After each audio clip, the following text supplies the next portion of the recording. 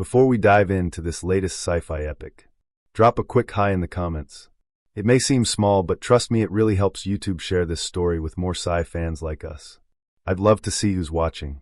The Galactic Council chamber loomed like a celestial amphitheater, its arched dome shimmering with constellations from 100 worlds. Each seat bore the mark of its species, some woven with silken threads of cosmic spiders, others forged from the carapaces of extinct leviathans.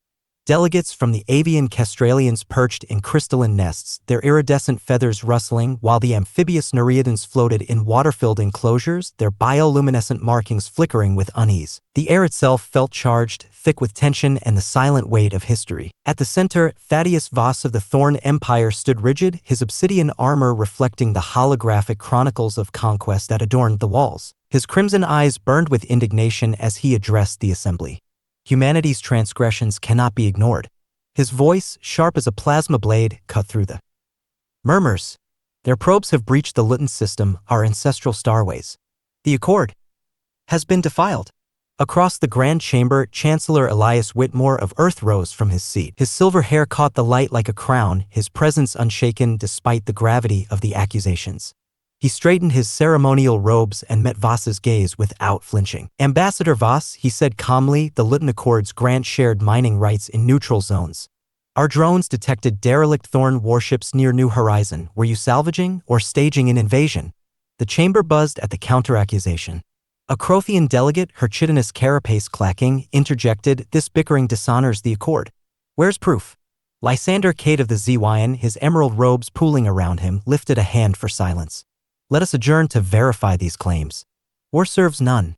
Thaddeus's expression darkened, but before he could retort, alarms blared.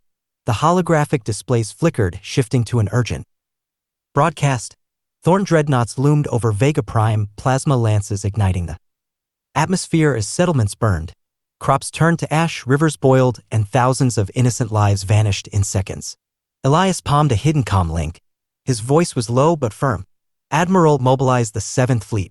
Unseen by all, Lysander slipped a data crystal into Elias's hand. It held logs of Thorn agents sabotaging human terraformers, a gambit to justify war. The Thorn High Command is fractured, Lysander whispered. Voss acts alone. Elias's grip tightened around the data crystal. The war had begun. The murmurs grew into a cacophony of shouts and demands, the diplomatic veneer cracking under the weight of the unfolding crisis.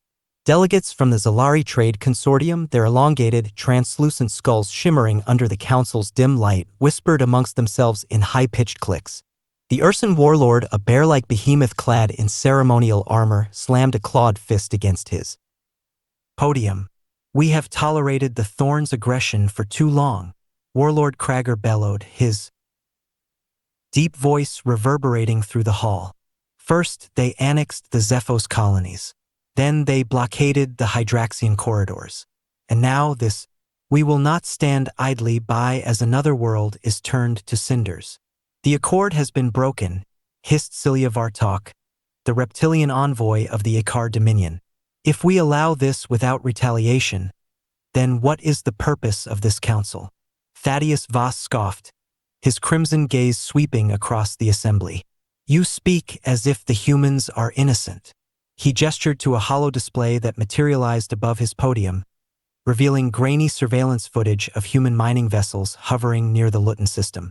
These incursions were no accident. Your kind has a history of overstepping boundaries, of taking what does not belong to you. Do not feign ignorance, Chancellor Whitmore. Elias Whitmore remained composed, though his grip on the council railing tightened. Our scientific outposts reported abandoned wrecks in that system, he countered. Wrecks that bore Thorn insignia.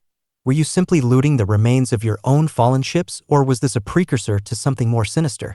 The debate raged on, each faction arguing their stance. The Zewyan delegation, typically neutral in most disputes, remained eerily silent, their leader Lysander Cade watching the chaos with calculating eyes. He observed every twitch, every subtle movement, Elias's unwavering stance, Thaddeus's growing frustration, the hesitation in the voices of some Thorn allies. Enough, intoned Speaker Jorvax, an ancient being whose species, the Inari, had long served as arbiters of the Galactic Council. His 6 sapphire eyes glowed softly, his towering, ethereal form commanding silence. This assembly will not descend into barbarism. The question remains, what action shall be taken? A tense silence settled over the chamber. Elias knew the path before them was perilous. War with the Thorn Empire would send shockwaves throughout the known galaxy, disrupting fragile alliances and trade routes. But doing nothing would embolden them further, setting a precedent of inaction in the face of aggression. The lives lost on Vega Prime weighed on him, their voices silent but ever-present. He turned his gaze to Lysander, who gave the smallest of nods. The data crystal in Elias's grip felt heavier than before. The Human Federation formally calls for an emergency military coalition, Elias declared, his voice unwavering. The evidence is clear. The Thorn Empire, under Thaddeus Voss, has unilaterally acted in defiance of the Luton Accords and committed an act of war. Thaddeus snarled. You dare! Elias raised a hand, silencing him. However, we acknowledge that not all within the Thorn Empire may support this path.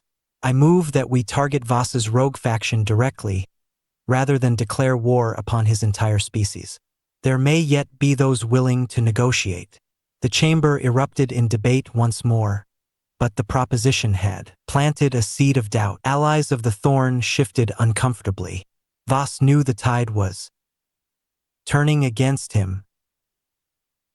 He cast one last withering glare at Elias before his hollow image flickered and disappeared, his real form likely already departing from whatever hidden command post he occupied. Speaker Jorvax raised his elongated hand, calling for a vote. The war had begun, but Elias Whitmore had ensured that not all Thorn would stand behind their warlord. There was still hope, however fragile, that the galaxy would not be consumed by fire. Admiral Gideon Hale's flagship, Eclipse, tore through the void, its railguns humming as they charged. Flanking it were the dreadnought Behemoth and the battlecruiser Colossus, their hulls bristling with weaponry. The enemy fleet loomed ahead, a menacing wall of Thorn warships, their jagged crimson forms cutting across the abyss of space. Lieutenant Cora Voss, no relation to Thaddeus, adjusted tactical displays, her hand steady despite it being her first real combat. The bridge was a storm of voices, reports flooding in from across the fleet. Thorn carriers at 030 by 215, Admiral, Cora called. The Behemoth's shielding is at 43%. Gideon gritted his teeth. Divert power from the engines to reinforce Behemoth's shields. Cora's fingers danced over her console. Aye, sir. Their fighters are swarming, a tactical officer shouted. Deploy countermeasures and bring the point defense turrets online, Gideon ordered. The Thorn's crimson fighters darted like wasps through the battlefield, weaving between railgun fire and missile streaks. Automated point defense turrets spat tungsten slugs, shredding enemy formations in bursts of fire and debris. Yet, for every fighter shot down, more took its place. Governor Eliza Marrow stood in the underground bunker, staring at the holographic display of the battlefield above. The civilian districts had been evacuated, but Thorn assault teams had already breached the outer perimeter. How much longer can we hold? She asked, turning to her chief engineer, Jax Ryder. We've rigged the geothermal vents as EMP charges, Jax reported, sweat beading his brow. If they push south, we can blind their sensors. Eliza nodded. Do it. We can't let them take the command center. Above ground, Thorn dropships descended in fiery streaks, releasing waves of heavily armored warriors. Human defenders entrenched behind barricades met them with pulse rifle fire. The city's skyscrapers, once symbols of prosperity, had become battlegrounds. Sergeant Cale, Reaper, Mercer led his squad through the ruined streets, plasma fire streaking past. Hold the line, he bellowed. Ryder, what's the status on those charges? Working on it. Jax's voice crackled over comms. Cale ducked behind cover as a Thorn warrior leapt down from a ledge wielding a crackling energy blade. Cale barely rolled away in time before firing point-blank into the alien's chest. The warrior staggered but didn't fall. Damn, these bastards are tough, Cale muttered, reloading. More Thorns poured in, forcing Cale's team back. Explosions rocked the ground as Thorn artillery pounded the city. Admiral Behemoth is taking heavy damage, Cora shouted. Captain Rhea Solano's voice crackled over comms from the Behemoth. Gideon, we're leaking drive plasma. Cover our retreat. Negative, Rhea. Hold position, we're launching boarding pods to their flagship. Gideon responded. Marines clad in powered armor loaded into boarding pods. Kale's voice came over the fleet-wide comms. Ironclaw is our target. We plant the antimatter charges, we cripple their command. The pods launched, streaking toward the Thorn carrier Ironclaw. Point defense turrets tried to intercept, but several pods slammed into the hull. The Marines breached the airlocks, weapons at the ready. Inside the Ironclaw, Thorn warriors engaged in brutal close-quarters combat. Kale led the charge, his squad cutting through defenders with disciplined efficiency. Move. Reactor chambers ahead. They reached the reactor core, setting the antimatter charges. As they prepared to exfiltrate, the doors burst open and Commander Oren Vrax stormed in, his red war armor glowing with the energy of his plasma gauntlets. You delay the inevitable, human, Vrax roared. The Empire will grind your bones to stardust. Kale braced himself as Vrax charged. The battle raged across multiple fronts. Orbital dogfights, ground skirmishes, and the desperate assault aboard Ironclaw. In the skies, Gideon watched as the Thorn flagship repositioned, clearly realizing its vulnerability.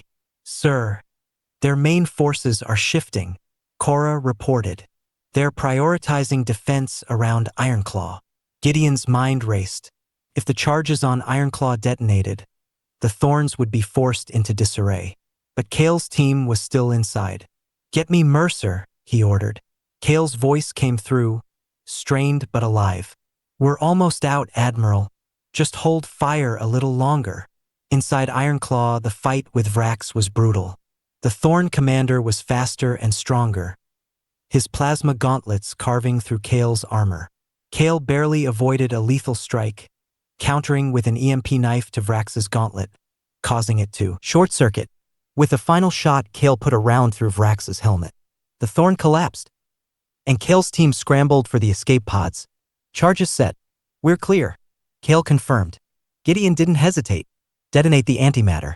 A white-hot explosion engulfed the Ironclaw, the blast rippling outward and breaking the Thorn formation. The enemy fleet faltered, their coordination in disarray. Human ships pressed the advantage, forcing the remaining Thorns into retreat. As the battle waned, Gideon exhaled slowly. We did it. On the surface, Eliza watched as Thorn dropships abandoned their assault, retreating to orbit. Jax let out a breath. We held. But even in victory, Gideon knew this was only the beginning.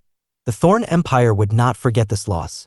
Far from the battlefield, Thaddeus Voss received word of the defeat. His expression was unreadable as he turned to his advisors. Prepare the next phase, he said coldly. New Horizon was merely the beginning.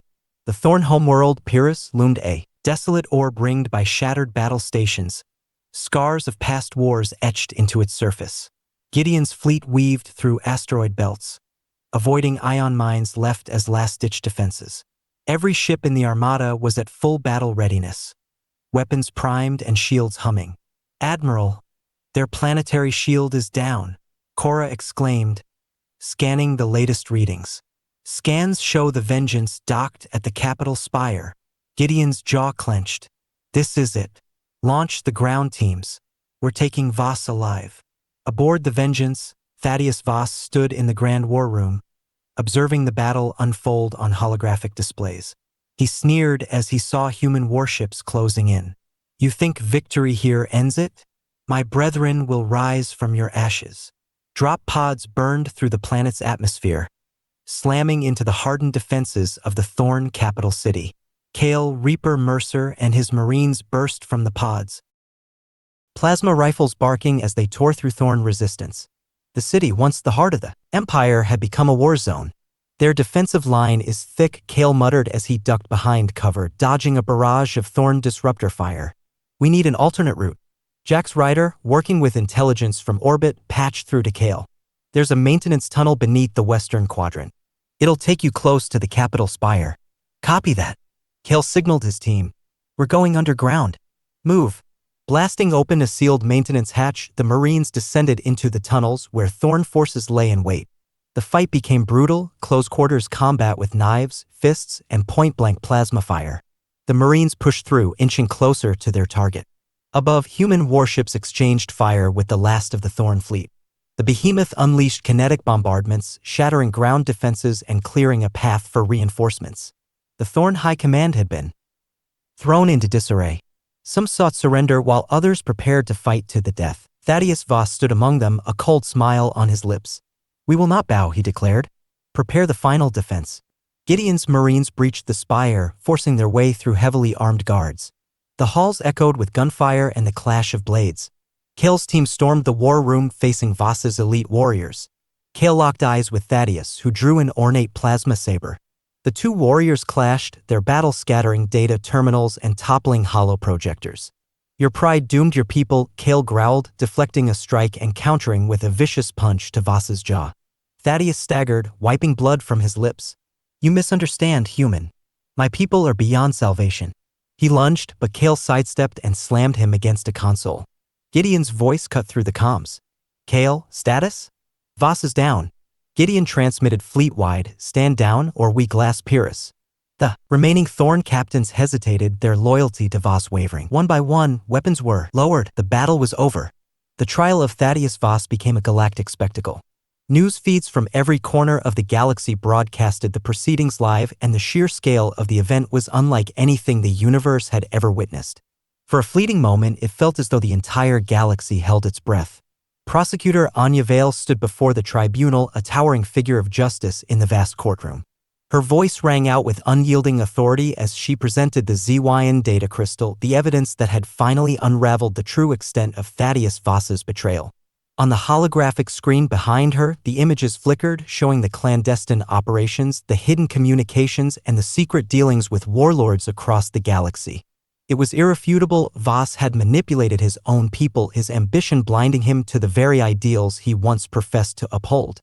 The courtroom was filled with a quiet murmur of astonishment as the evidence played out, but it was the figure of Thaddeus Voss himself that captured the true attention of the room. Shackled and sitting before the tribunal, his face remained calm, almost serene, as though the weight of the charges had long ceased to matter to him. When Anya's accusations rang through the air, his lips curled into a bitter, hollow laugh. "We were weak before my reign," he said, his voice cold and unapologetic. "You think you can bring peace to the galaxy by stripping it of its strength? You think that rebuilding will heal the wounds of war? I'd burn the galaxy to see the Thorn feared again. Without fear, there is only weakness." Anya's expression hardened, but she remained composed. The room fell silent, the weight of his words hanging in the air like a dark omen. The Thorn, once a name that struck terror across the stars, had become a symbol of madness, a failed attempt at power. But even now, Thaddeus's words carried an unsettling truth. Outside the courtroom, the galaxy trembled with uncertainty. The factions that had once rallied under Voss's banner now found themselves divided, unsure of their place in the new order. But the work of reconciliation had already begun. Elias, ever the pragmatist, had brokered a demilitarization pact between the remaining Thorn factions and the coalition. It wasn't easy. Trust had to be rebuilt piece by fragile piece. Lysander, the charismatic leader who had once been the face of the Thorn rebellion, now stood at the forefront of the disarmament efforts. He had spent countless hours negotiating with dissenters, assuring them that peace would not be born of submission, but of understanding. "Rebuilding requires trust," he urged, standing before a crowd of restless Thorn veterans who had once fought for their freedom with unyielding zeal. "This is not the end of the Thorn's legacy. It is the beginning of something new." Among the dissenters, a new voice had emerged. A voice that carried the hopes of those who had grown weary of the endless conflict. Terran, a former Thorn general and a voice of reason during the final days of Voss's rule, had risen as a reformist leader. Her words echoed with a quiet strength as she addressed her fellow Thorn. "We will honor our strength through peace," she declared. "The galaxy needs us not as conquerors, but as protectors. We've seen the cost of war. Let's build something that will outlast the scars we've created." For many, Terran's words offered a glimmer of hope. But for others, the dream of a new era was marred by the deep scars of betrayal and loss. The Thorn's warrior spirit, forged in the crucible of battle, was not so easily discarded. Meanwhile, in the corridors of power, Gideon wrestled with his own demons. The Behemoth had been destroyed in a final, desperate battle, a fight that had taken everything from him. His closest allies had perished, and he, too, had been left feeling hollow, as though a piece of his soul had been ripped away in the chaos. The thought of receiving a medal for his service filled him with bitterness. As he stood in front of Korra, now promoted to commander, he shook his head. "The dead deserve the honors," he said, his voice heavy with grief. "They're the ones who paid the price. What's a medal worth when it can't bring them back?" Korra, always the rock for her comrades, nodded solemnly. "You don't need a medal, Gideon. You were the one who kept us together. You were the one who kept fighting when all seemed lost." He didn't respond, lost in his thoughts. The weight of his actions, his choices, hung over him like a cloud. He had led so many into battle, and now so many were gone. The faces of the fallen haunted his dreams. The war might be over, but the ghosts of its aftermath lingered, following him wherever he went. In the ruins of Pyrrhus, Jack's rider had taken up the mantle of rebuilding. The once great city, reduced to rubble after the war, was now in the process of being transformed. Jax was no stranger to the harsh realities of war, but he had always been a dreamer at heart. As the head of the terraforming crews, he oversaw the process of bringing the planet back to life. "Someday, this'll be a garden," he radioed to Eliza, his voice filled with quiet hope. Eliza, who had grown to be a trusted advisor to the new coalition government, replied with a smile in her voice. "You're an idealist, Jax, but maybe, just maybe, this garden will be exactly what we need." He glanced out over the scorched land, his mind's eye picturing the lush forests, the vibrant flowers, the people of Pyrrhus rebuilding their lives. The image was a far cry from the destruction he had witnessed, but he clung to it like a lifeline. "We've got a long road ahead," he said, his voice softer now, "but it's worth it." The road ahead would not be easy, and the scars of war would not heal overnight. But the seeds of change had been planted, and there was hope that they would take root. Yet, even as the galaxy moved forward, a shadow lingered in the corners of the galaxy. Thorn loyalists, still emboldened by the vision of Thaddeus Voss, whispered of rebellion, of a future in which the galaxy would bend once more to their will. In the dark corners of the galaxy, a hidden figure watched with keen eyes. A hologram flickered to life, showing a masked face. Vague, indistinct, but the message was clear. "Voss failed. We will not." The words echoed through encrypted channels, carried on whispers that reached the ears of those still loyal to the old ways. They were a reminder that even in times of peace, darkness could always return. The galaxy, though scarred, was not without hope. It was a time of rebuilding, a time of reflection. But it was also a time of uncertainty. The future lay before them, uncertain and fragile, as the weight of the past pressed down on every decision. Would the lessons learned in the flames of war guide them toward true peace? Or would the cycle of violence begin anew? The galaxy, scarred but hopeful, turned its eyes to the future. The words echoed through encrypted channels, carried on whispers that reached the ears of those still loyal to the old ways. They were a reminder that even in times of peace, darkness could always return. Lysander's gaze was fixed on the shimmering skyline before him, the sprawling metropolis of Solana City stretching out below him. The capital of the newly formed Galactic Coalition, a symbol of their hard-won peace, stood tall and proud against the stars. Its towering spires reflected the hope of the galaxy, a galaxy that had fought, bled, and suffered for too long. Yet, in the heart of the city, Lysander could feel none of that hope. Only a deep unease, gnawing at him from within. The war had ended, but the scars of its legacy were still fresh.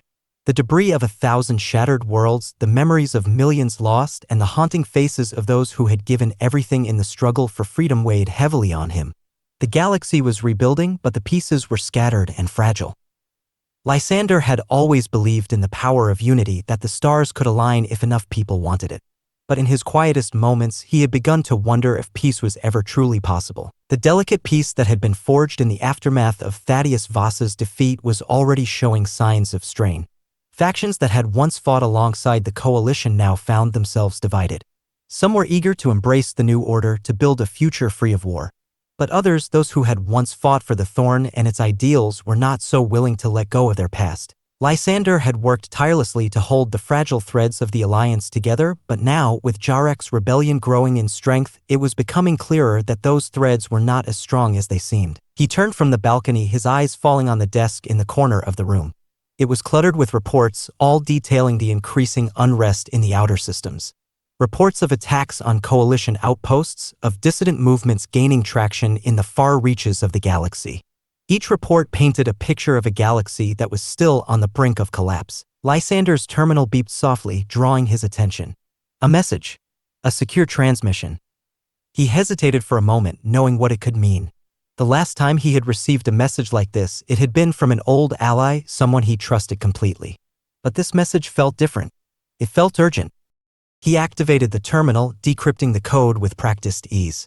The message was brief, its words laced with an ominous sense of finality. They are coming. The Thorn Reborn will not wait. Yarok has begun. You know what must be done. The words hit Lysander like a punch to the gut. Yarok. He had heard whispers of the man's rise in the Outer Rim, but to see it confirmed was another matter entirely. Yarok, the charismatic leader of the Thorn Reborn, had been one of the most dangerous figures during the war. His followers believed that the Thorn's violent legacy was the only way to bring order to the galaxy. And now, after years of silence, he had returned, ready to finish what Voss had started. Lysander ran a hand through his hair, his mind racing. Yarok's return was bad enough. But the fact that he was rallying the scattered remnants of the Thorn, the loyalists who had refused to accept the Coalition's peace, made it even worse. The galaxy was teetering on the edge of a new war, and this time there would be no Behemoth to stop it. The stakes were higher now than ever before. A second rebellion could tear the fragile Coalition apart, unraveling everything they had fought for. He leaned back in his chair, his fingers gripping the edge of the desk as he tried to think. What could he do? How could he stop Yarok before it was too late? His mind drifted to the faces of those he had fought alongside: Cora, Gideon, Eliza, each of them scarred by the war in their own way. They had all given everything for this new galaxy, for the chance at peace. Could they face this threat again? Could they go back to war, after everything? Lysander didn't know. But one thing was certain: he couldn't ignore the threat. The message had come from an old friend, Arius, a former diplomat who had helped broker peace between the Coalition and the Thorn rebels. Arius had been one of the first to see the potential for peace, and his network of informants had been instrumental in keeping the Coalition informed during the war.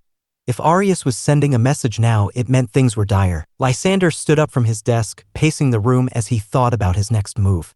The Coalition's resources were stretched thin, and the last thing they needed was to be dragged back into the chaos of another war. But if Yarok's forces were truly as powerful as the message suggested, waiting could mean the loss of everything they had worked so hard to build. He activated his comlink and contacted Cora. Lysander, Cora's voice crackled through the static, her tone steady but tinged with exhaustion. What's the situation? I just received a message, Lysander replied, his voice low. It's from Arius. The Thorn Reborn is mobilizing. Yarok is already making moves to destabilize the outer systems. There was a brief silence on the other end of the line. How bad is it? It's bad. They're not just attacking outposts anymore, they're coordinating raids. It's a full-scale operation. Cora cursed under her breath. We knew this day would come. I've been hearing rumors of Yarok's resurgence for months. But this is something else. I know. The question now is what we do about it. Cora's voice grew colder. We fight back. We can't afford to let them take control of the galaxy again. Lysander sighed. He had known that this was coming. The war had always been about more than just the Thorn. It was about power, control, and now those same forces that had driven the galaxy to the brink of destruction were rising again. We'll need to mobilize the Coalition forces, Lysander said, his mind already working through the logistics. But it's not just a military fight.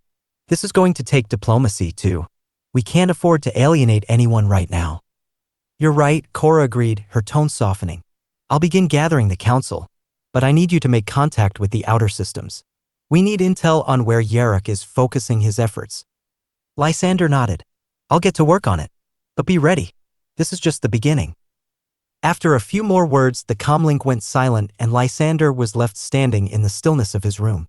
The weight of the task ahead pressed down on him like a physical force. How had they come so far, only to find themselves once again facing the horrors they had fought so hard to overcome? He moved to the window, gazing out at the city below. Somewhere out there, Yarok was plotting. Somewhere, a war was beginning, and the galaxy would once again be tested. The sound of his door chimed, breaking his reverie. It was a soft, familiar knock. His heart skipped a beat. Only one person knocked like that. "Come in," he called, turning toward the door. The door slid open, revealing Gideon, his old comrade in arms. The man's face was more lined than Lysander remembered, and the weariness in his eyes was unmistakable. But there was still the same fire in him, burning brighter than ever. "I heard," Gideon said quietly, stepping into the room. "Yarok." Lysander nodded. "It's happening." "I knew it wouldn't be over," Gideon muttered. "The galaxy doesn't change that easily." "No. But we can still fight for it." Lysander's voice hardened. "We can still stop him." Gideon smiled grimly. "Then let's get to work." While Lysander wrestled with the threat of Jarek's growing rebellion, Korra was embroiled in a different battle, the political war within the coalition. The galaxy's fragile peace was being tested not just by external threats, but by the deep, unresolved conflicts within the coalition itself. The inner fractures of the once unified force were starting to splinter, and Korra, as the new commander, found herself in the middle of it all.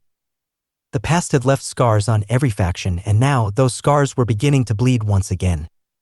Korra sat at the long conference table, the members of the military council gathered around her. The dim light of the room cast long shadows, and the air was thick with tension. Her eyes swept over the faces before her. Each one bore a different story of the war, of sacrifice, of loss. The veterans of the coalition were hardened by years of conflict, their resolve tested by the brutal reality of the galaxy's fight for survival.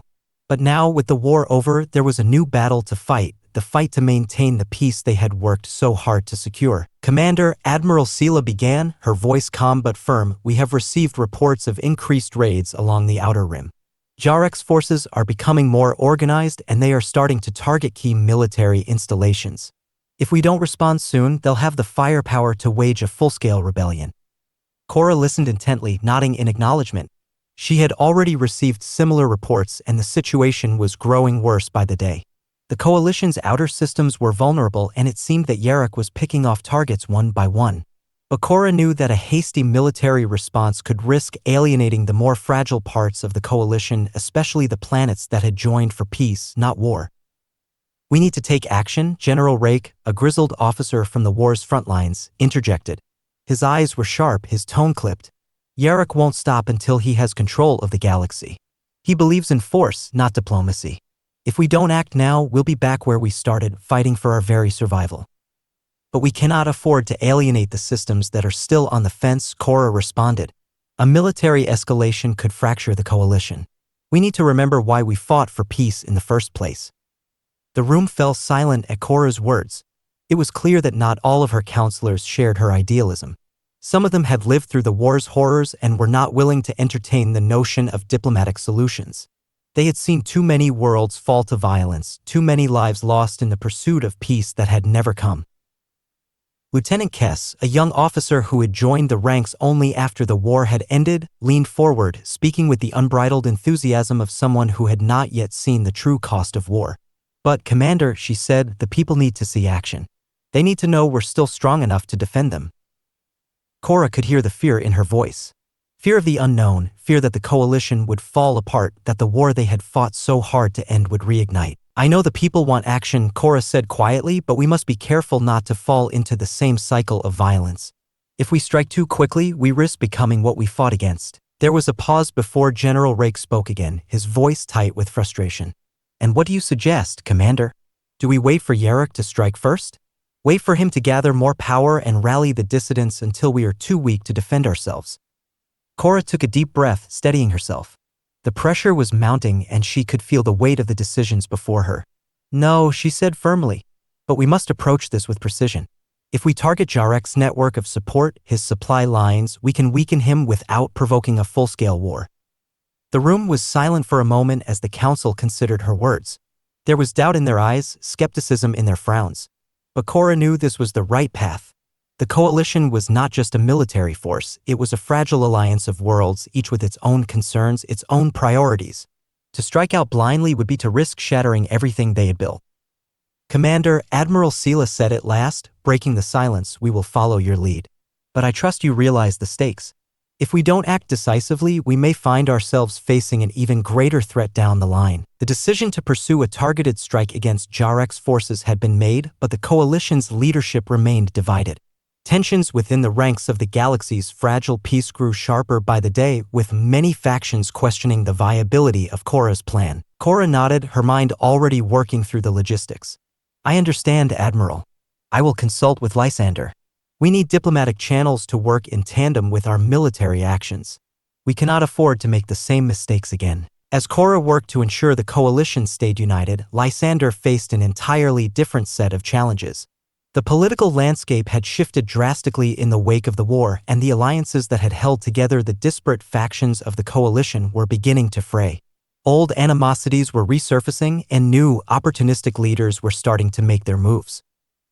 It had been only a few days since Lysander had received the encrypted message from Arius, but already he could see the shadows of Jarek's rebellion spreading throughout the galaxy. The outer rim was becoming a powder keg, and the smaller systems were beginning to fracture. Under pressure, those who had once been loyal to the coalition were now questioning its ability to protect them from the growing threat.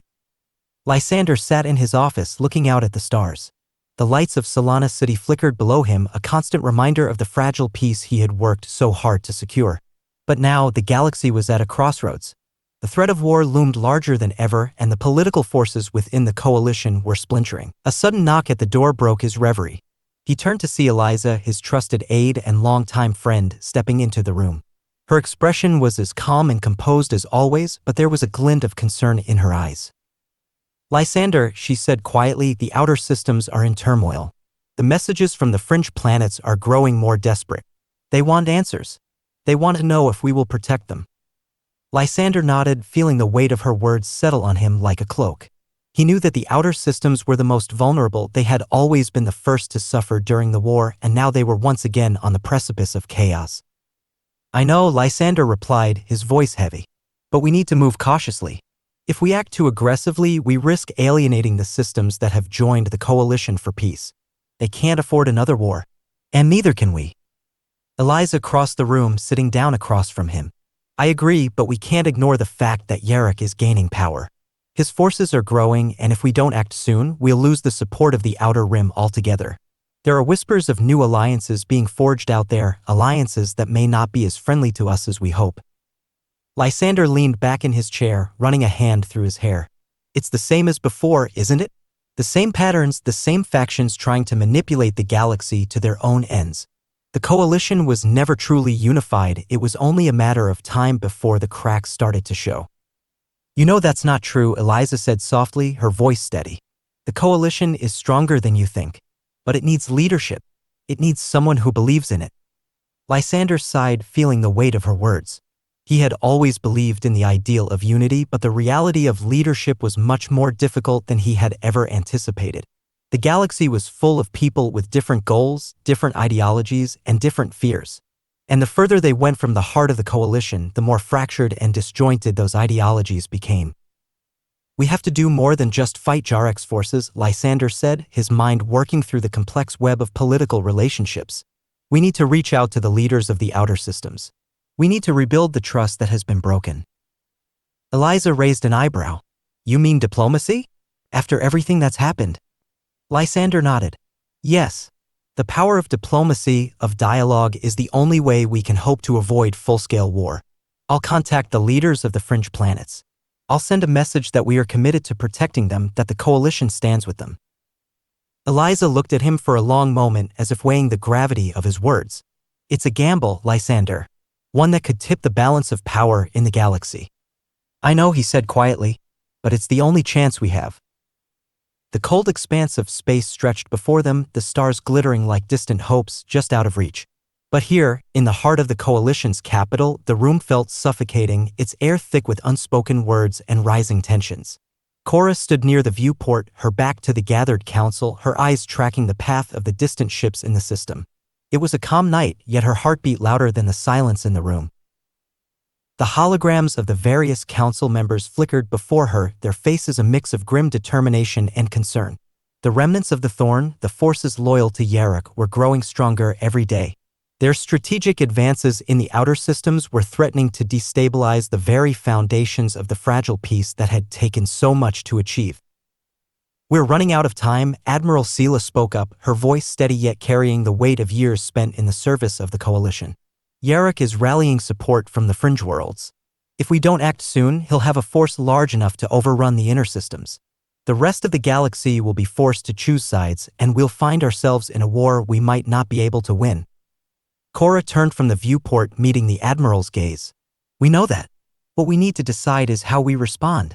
If we respond too aggressively, we risk alienating the outer systems entirely. We've spent years building alliances, and that foundation could crumble if we aren't careful.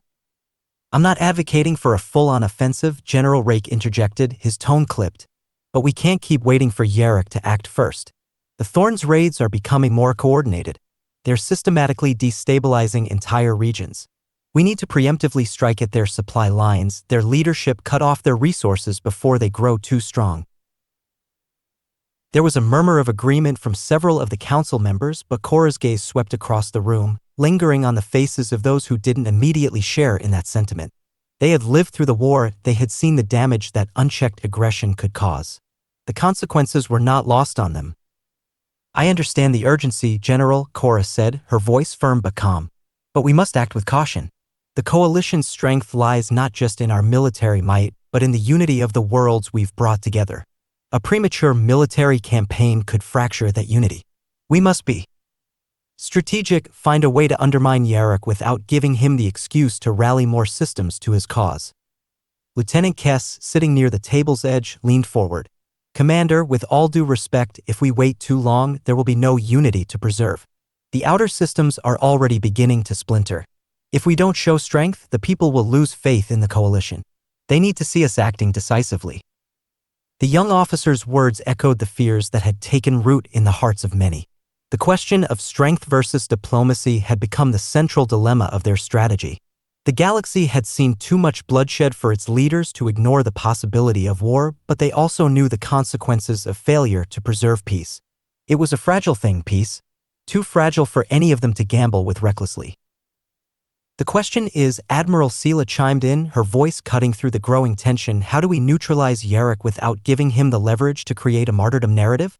If we strike first, he can paint us as the aggressors. If we wait too long, we risk losing control of the narrative completely. It's a delicate balance. Cora remained silent for a moment, contemplating the vastness of the task at hand. She thought back to her conversations with Lysander, his constant reminders that they couldn't afford to fall back into the patterns of violence that had defined the last decade. But how could they avoid conflict when Jarek's forces were already acting with military precision? Perhaps, Eliza said, her voice calm but resonant, we could create a diversion. We don't need to attack head-on. We can work with sympathetic factions within the outer systems, encourage defections from Jarek's side, and undermine his support from within.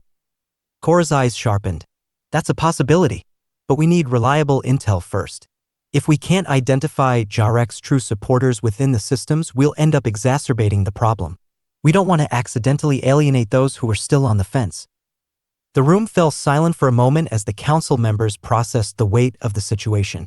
Their options were dwindling and the galaxy's future hung in the balance.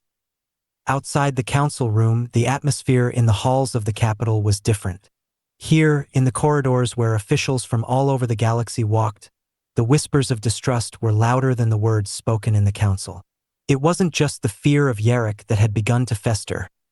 It was the growing sense that the coalition's unity was nothing more than an illusion. The various factions, once brought together by the common cause of ending the war, now found themselves struggling to reconcile their differences in the face of new threats. Lysander stood at the heart of it all, his mind spinning with the rapidly shifting political landscape. The outer systems, the fringe worlds that had once supported the coalition, were now teetering on the brink of revolt. Jarek's presence was a catalyst, yes, but it was more than that. The core worlds that had dominated the coalition were seen by some as detached, too, focused on their own survival to truly understand the struggles of the smaller planets that had been their allies in the war. And now, with Jarek's forces on the rise, Lysander's greatest fear was becoming reality. The coalition was fragmenting. The outer systems, seeking a new sense of agency, were beginning to consider other options, including realigning with the factions that had once been their enemies. He walked briskly through the grand halls, his footsteps echoing off the marble floors, until he reached the secure chambers where he was to meet Arius, the former diplomat who had sent him the urgent message. It was only through Arius' network that Lysander had managed to gather critical intelligence on Jarek's movements in the Outer Rim. The door slid open, revealing Arius standing with his back to him. The man turned as Lysander entered, his eyes sharp but weighed down with the knowledge of what was at stake. "You received my message," Arius said, his voice low. "I did," Lysander replied, stepping into the room. "And I'm afraid it's worse than I feared. The outer systems are beginning to fracture. We've lost the trust of the fringe planets. Yarok is exploiting their dissatisfaction." Arius nodded grimly. "I've been hearing the same. The Coalition's promises of support and peace have felt hollow to many of the outer worlds. They don't believe the core worlds understand their struggles. Jarek's rhetoric resonates with those who feel abandoned." Lysander exhaled sharply, running a hand through his hair. "So what's the solution? How do we keep them from slipping further into Jarek's influence?" Arius paused, considering the question carefully. "It's not enough to just offer military support. You need to rebuild trust. Reach out to the leaders of the outer systems directly. Show them the Coalition's commitment not just in words, but through action." Lysander frowned, knowing that the fragile alliances in the outer systems couldn't be repaired with simple gestures. There was a deeper level of resentment brewing, one that would take more than just a political outreach to dissolve. "We'll need to be strategic," Lysander said, his voice firm. "We'll coordinate efforts with those still loyal to the Coalition. We can't afford a war, Arius. If we provoke Yarok too early, we'll risk driving more systems into his arms. We must act with precision." Arius nodded, his expression thoughtful. "And you'll need my network for that. I've been gathering information on Jarek's operations, his sympathizers. We need to isolate his leadership and dismantle his influence from within. We can't wait for him to strike first." Lysander's mind raced, the pieces of the puzzle falling into place. "We start with diplomacy, then. Secure the fragile alliances first, and work our way toward neutralizing Jarek's forces from within. We must prevent his rhetoric from spreading any further." "Agreed," Arius said, "but time is running out. Jarek's grip is tightening." Lysander's gaze hardened, the weight of their task settling into his bones. The galaxy was on the brink. Every decision they made from this point onward would determine whether peace could hold, or if the galaxy would be thrown back into the chaos of war. "We don't have time to waste," Lysander said. "Prepare the messages for the outer systems. I'll contact the leaders of the fringe worlds myself." This beginning to Chapter 8 introduces an escalation of the political and military tensions within the Coalition. The chapter serves as a turning point in the narrative, building upon the fragility of the peace and the impending threat of Jarek's growing power. The story develops Lysander's internal conflict as he balances diplomacy with military strategy and shows how deeply the cracks in the Coalition's unity have begun to affect its ability to respond to external threats. This conflict also highlights the broader challenges of rebuilding a galaxy fractured by years of war. If you'd like, I can continue expanding in further sections or detail any aspect of the plot in this or future chapters. For O Mini, you said, expand Chapter 8 by 1,500 more words. ChatGPT said, certainly, here's the continuation and expansion of Chapter 8, adding further depth to the political and military tensions, the characters' development, and the strategic decisions they must make as they face an uncertain future. The faint hum of the capital's sprawling infrastructure reverberated through the corridors as Lysander moved swiftly through the secure passageways. His mind was working faster than his feet, processing all the information he had gathered during the past few days, but nothing seemed to alleviate the gnawing sense of urgency gnawing at him. The threat from Yarok and his loyalists was real, but it was only part of the problem. The fracture lines within the Coalition were becoming too wide to ignore. Lysander entered the war room, a place far colder than it should have been given the stakes they were dealing with. Here, the strategic operations of the Coalition were planned, and here was where his decisions that would shape the future of the galaxy, were to be discussed and, if necessary, executed. Admiral Sela, General Rake, and several senior officers were already there. The council room had shifted from a tense gathering to a more private meeting of minds. As he walked into the room, the heavy weight of the situation hung thick, and Cora, standing at the far end, looked up from the hollow table with a tired expression. "Lysander," she greeted him, her voice lacking its usual warmth. "We've been waiting." "I'm sorry for the delay," Lysander replied. He had no real excuse, but the truth was, every minute he spent outside this room felt like another minute wasted. "I've just met with Arius. We have a rough plan, but it needs refinement." He crossed the room, stepping up to the hollow table, where the map of the galaxy was projected, a digital representation of the fractured systems now in play. The outer systems were shaded in various colors, some neutral, some leaning toward Jarek's forces, and others still loyal to the coalition but dangerously unstable. "Tell us what you've learned," General Rake said, his voice sharp, as though he was eager to hear any tidbit that might give him an edge in the coming conflict. Lysander met his gaze, sensing the general's readiness for action. "Jarek's influence is growing faster than expected. He's been cultivating his reputation among the fringe worlds, but what concerns me most is his growing network of sympathizers within the coalition itself.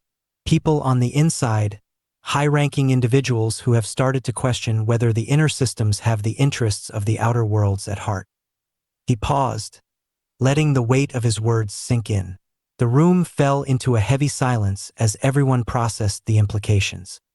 "I don't think we can beat him just with force," Lysander continued. "We'll need to address this discontent. It's not enough to show strength. The outer systems want respect. They want a stake in this galaxy's future, and Jarek is offering them that." Admiral Sela folded her arms, her eyes narrowing. "What do you propose?" Lysander's thoughts turned to Arius's suggestion, the delicate diplomacy, the push for unity among the scattered fringe worlds. The challenge wasn't just military. It was deeper. They were not facing a simple rebellion. This was an ideological battle. To win it, they needed to prove to the outer systems that they, too, had a voice in the coalition's future.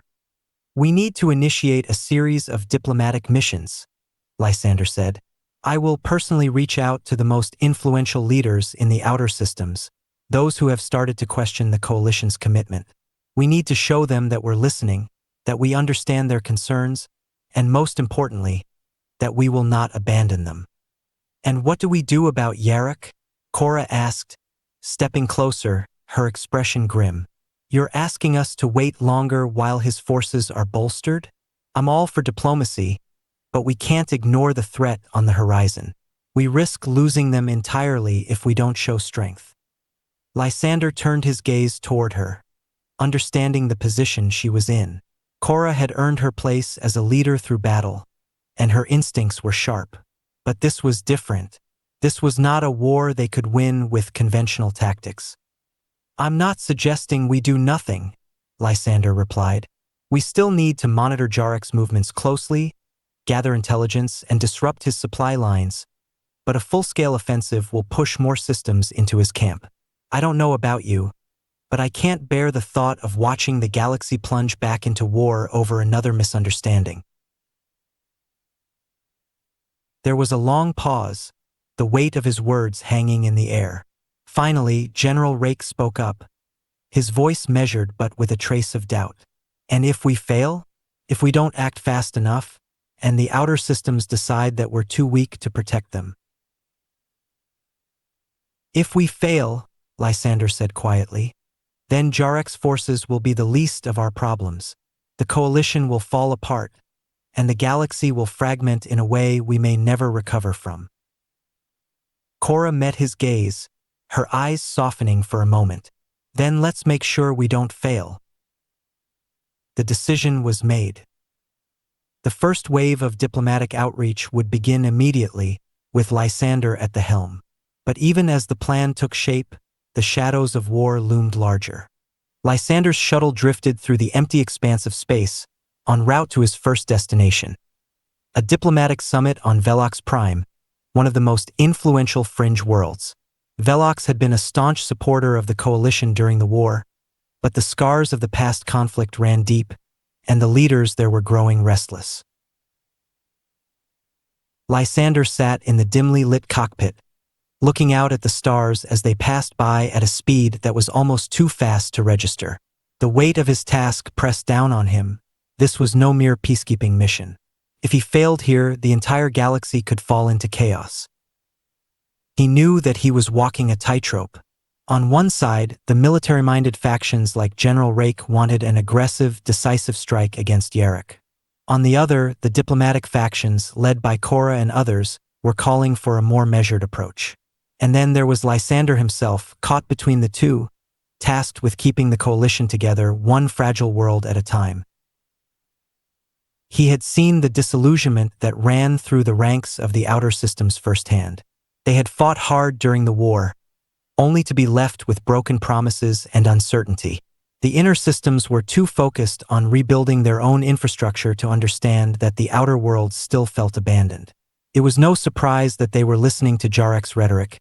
He was offering them the one thing the coalition couldn't: certainty. As the shuttle approached Velox Prime, Lysander's thoughts turned to the upcoming talks. His mission was clear. He needed to convince the leaders of Velox that the coalition still had their best interests at heart. He wasn't naive enough to think it would be easy, but he also knew that if they lost Velox, many other worlds would follow.